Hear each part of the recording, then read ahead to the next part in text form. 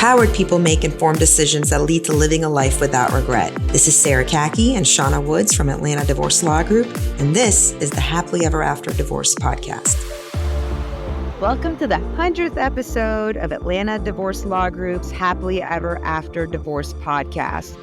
I'm attorney Sara Khaki with Atlanta Divorce Law Group. I'm joined by our very own managing partner, Shawna Woods. And today for our 100th episode, we have a special treat where we're joined by our very own producer, Tara.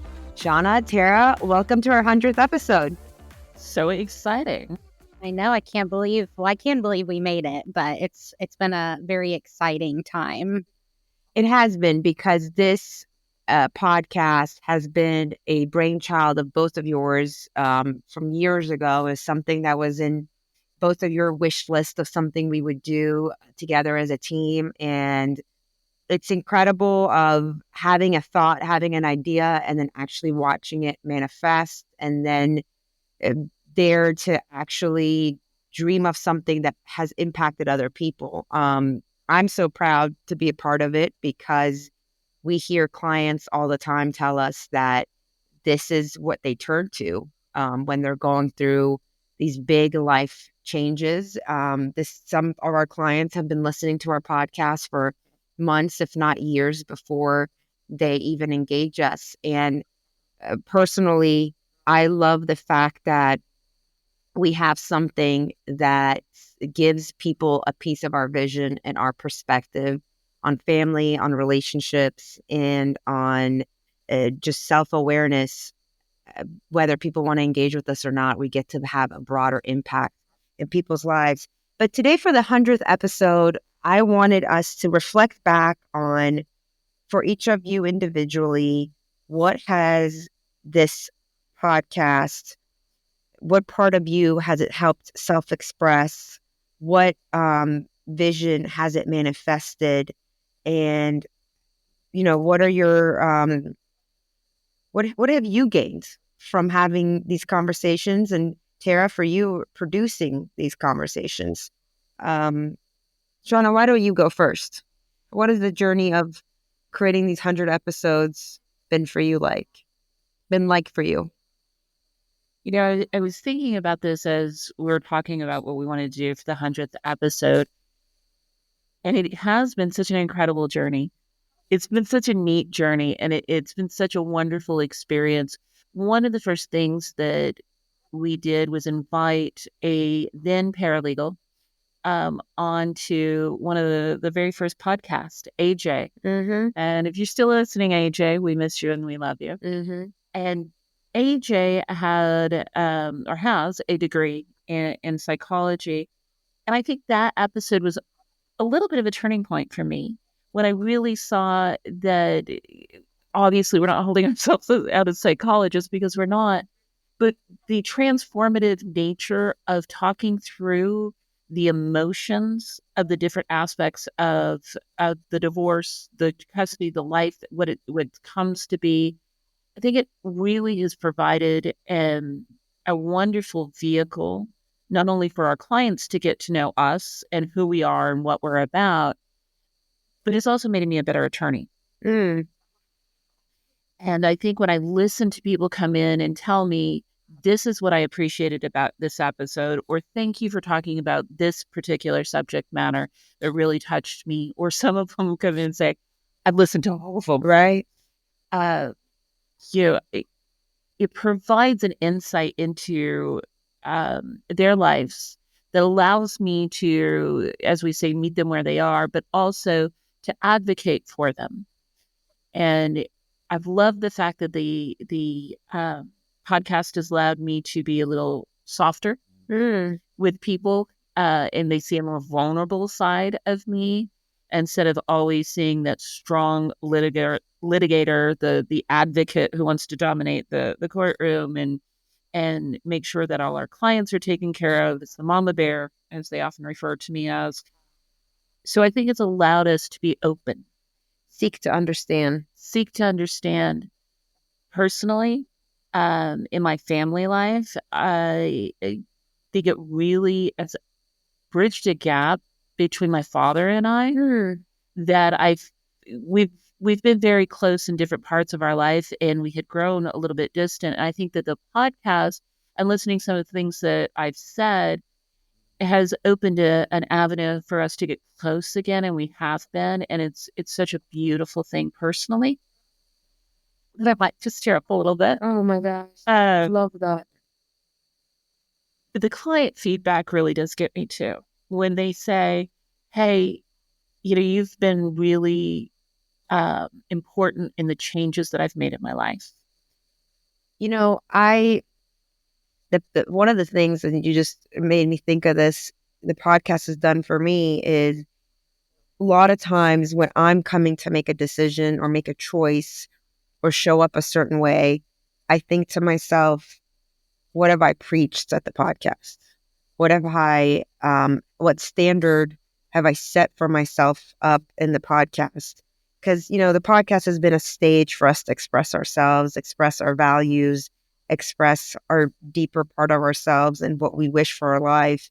And then I don't want to be a hypocrite, right? So whatever I have emotionally and internally expressed about myself and who I want to be and how I want to be identified and how I want to be known, and most importantly, how I want to look, what I want to see when I look in the mirror. Podcast has created a reflection for all of that, and it in that reflection then creates a standard that I want to live by, and I've now announced it to the whole world in a recorded version, which is a privilege and a pressure. And pressure, as I learned from Tim Grover, the author of Relentless, pressure is privilege. And the pressure of coming and announcing every day who we are as far as these topics are concerned, because our beliefs are who we are. It sets the pressure to live by those standards. What a huge accountability. Yes. That is for you and for both of us. Right. I do agree with you. Sarah, I think that it really has grown our friendship. Right. I think it's grown us closer as partners. Mm-hmm. I feel that way about Tara, our producer, as well, that we've had this opportunity to really dig in on some really hard subjects that sometimes make you or me or both of us uncomfortable. Many subjects have made me uncomfortable, that's for sure. That's thanks to Tara and Shawna. They're my two redheads that like to push me past my comfort zone. But, that's why I'm so close to them, because one of the values I've announced is wanting to be pushed past my comfort zone. That's what I have these two for. Tara, what has the journey been like for you? I think it's been a wild ride, but in the best way possible. I think I have a little bit of a different perspective than you guys do as the producer versus, being the host, and then even my role within the firm specifically, being on the intake and marketing side versus the legal side. Just speaking to kind of what Shawna said, one of the things that I love most about what I do day in and day out for the firm is knowing that I'm making a difference in people's lives. Setting up those consultations, I feel confident in the firm that they're calling. I really feel like we can make a difference just through the legal process itself. But on top of that, there's been many, many times where I've gotten on very emotional phone calls of people calling us, it being their first phone call. And they've either listened to the podcast and are fans of ours, and they really feel like it's been, life-changing for them in a way. Or there's just been people where I feel like they've really needed the podcast. And so I've recommended it to them before they even became client of ours. They're clients now and have had, echoing sentiments with what it's done for them. And then just personally, kind of, this is our 100th episode now. So we've talked over 99 very hard topics. Some are fun, but some are very deep. I talked pretty in depth about, my struggle with mental health issues on this podcast. That's not something that I'm very public with just in life in general. So I feel like this podcast pushed me past my comfort zone in that respect. But just even, when I go through my day-to-day life, the amount of knowledge and just kind of insights that I've gotten from this podcast, I feel like is invaluable. I think back and reference episodes all the time. I'm very stubborn and hard-headed in life sometimes. So I really think back on the podcast and kind of, the lessons that you guys give to people. I'm the oldest out of all my siblings, so I don't have like an older sibling kind of role in my life. And I think you guys both know that I look up to you both on a professional and a personal level. You guys are very much role models of mine. So it has kind of felt like in this podcast that I get these like big sister lessons in life that I kind of need, and that tough love. But that's, how I do best. And I love you guys for that just on a personal level, but I really enjoy what we're doing for people, not even just our clients. I feel like that this is really a testament for how much we want to improve people's lives in Georgia, in the legal process, but just all over. And it's not a divorce podcast.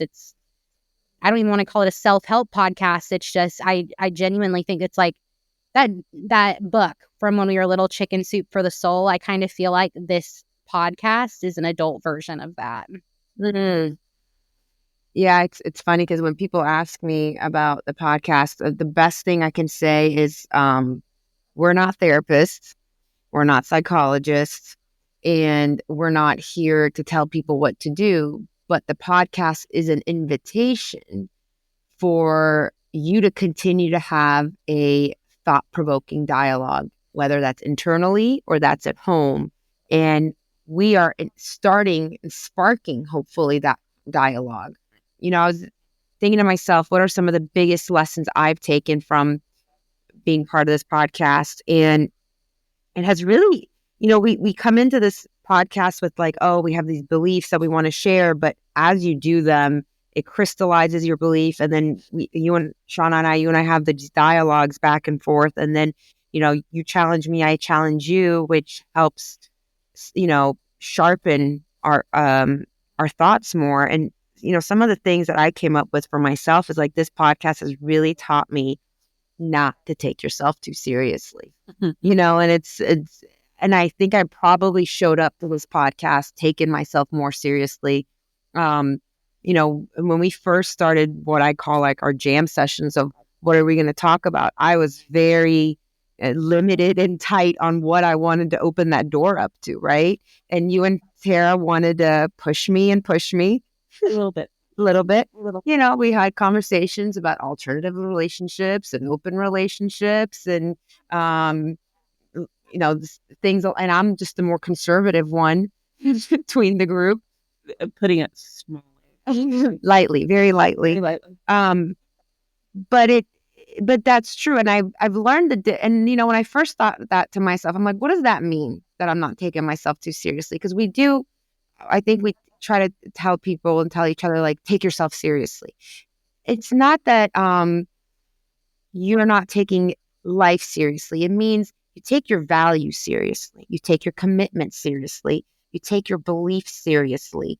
You take your goals and your vision seriously. But you don't take your own ego so seriously that you're afraid to open up about your own weaknesses. You're afraid to be seen. You're afraid to have an opinion and be wrong. That is one of the biggest lessons I've learned from this podcast is have an opinion. It's okay to have an opinion. Even if it's wrong? Even if it's wrong, start somewhere. It's one thing to have an opinion and not be open to have that opinion challenged and learn something different, but it's okay to have an opinion. And I think we are so afraid in this environment today, and that's one of the challenges we face, even with creating the podcast, of offending somebody, right? And it to the point where nobody sticks out with an opinion. And unless somebody sticks out with an opinion, we can't move forward to the next step to seek the truth.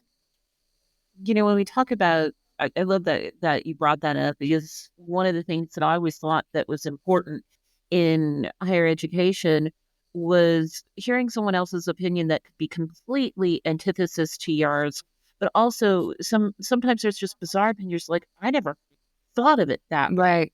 And you can explore the idea in your head, and you can take part of the opinion and develop your own thought process and move beyond it. I love the fact that you're saying you are not now taking yourself so seriously. Sarah is a very serious woman, and I love her dearly. Um, I maybe go to the other extreme where sometimes I jokingly say I'm always surprised just as much as everyone else about what comes out of my mouth. Yes, we often are. We often are. Um, but I do love the fact that this gives us, or at least for me, who I'm very quick to go to the joke or the quick wit Mm-hmm. and make light of a situation because that's my comfort zone. Mm. Where here, I think allowing myself to be vulnerable Yeah. and open up and talk about these honestly Mm-hmm. has been such a beautiful thing for me, and I hope it's a gift that we give to other people to say if we can do it, Right. Lead by example. if we can lead by example, then hopefully wherever you're listening, in whatever stage of life that you're in, that we can either bring some laughter and joy or some deep thought, right? Something productive. Our vision for this podcast when we first started was to help people empower themselves to have thought-provoking conversations that would help them gain clarity.